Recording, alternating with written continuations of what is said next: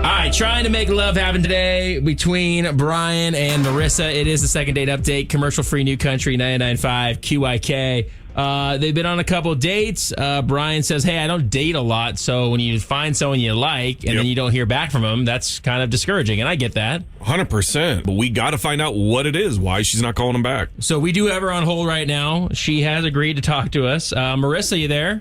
Yeah, I'm here. Okay, thank you so much for coming on. We do appreciate that, and we do want to try to set you back up with Brian. You just heard us talking about your guys' date, but he's having trouble getting a hold of you. What's going on here? Yeah, I actually find this pretty hilarious. It's funny that this guy has time to talk about this now, but he doesn't have enough time to actually talk to me on our dates. What do you mean by that?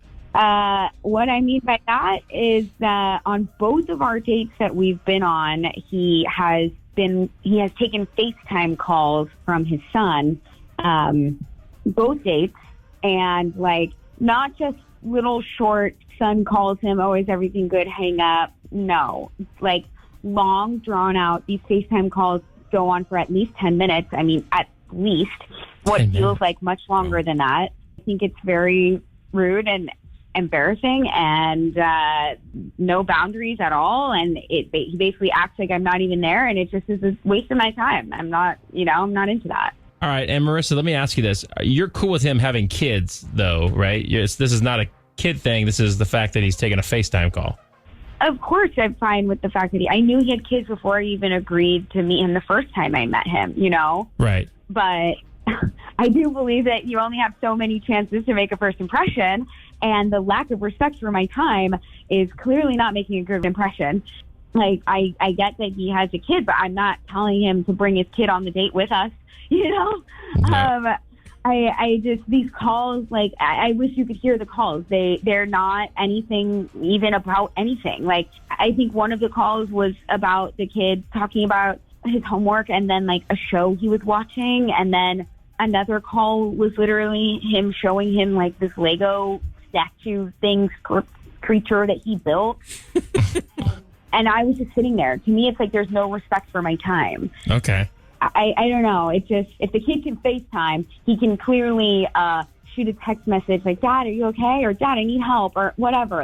And these calls weren't because the kid needed him, Okay. It was just, I maybe you had to be there to understand it, but I really felt like it was a disrespect of my time. Okay, I got you. Got it. Well, Marissa, as you can probably guess, we have Brian on the phone with us. Of course. Brian? Yeah, I mean, I definitely took a phone call from my 9-year-old, who missed his dad. It might have been 5 minutes. I'm a little bit shocked because, she was I didn't walk away. It was right there. I was on the phone with him. It was a few minutes, and, he's my son, he's 9 years old. And, it's kind of ridiculous that she would be blowing me off about that. I think, I guess she could kind of be an adult and call me and say, hey, I don't appreciate it, or maybe discuss it with me instead of just blowing me off. So that was my time on our dates, right? And Yep. I felt like you just sort of disrespected me, and you had no thought for that. I shouldn't have to tell you that. That shouldn't have to be something that I need to tell you, and it just...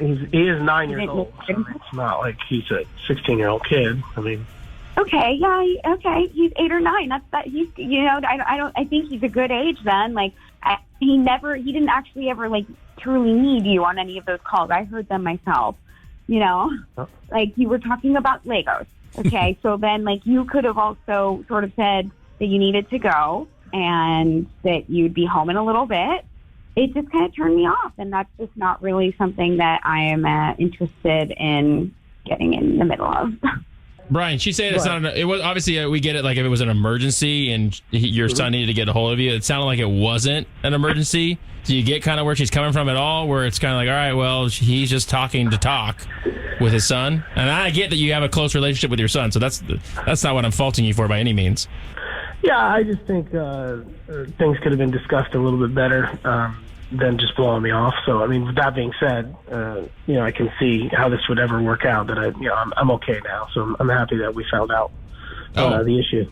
So Oh, okay. So, so you're just going to withdraw from the situation altogether. Yeah. I mean, it's just I don't want to be a jerk, so I'm not going to say anything to be a jerk, and I'll say okay that I probably should have handled it better. But for someone to go to the extreme of just not talking to somebody about it, that's like a 9-year-old, Oh, wow. All right. Well, Marissa, thank you for your time this morning. We were going to try to set you guys back up, but it sounds like Brian's not interested in doing that, and you said that you're not really interested in that as well. Yeah, no, I'm okay. Okay. All right, guys. Well, good luck with everything, and you guys have a great day. Thanks. Okay, thanks. You got it. Take care.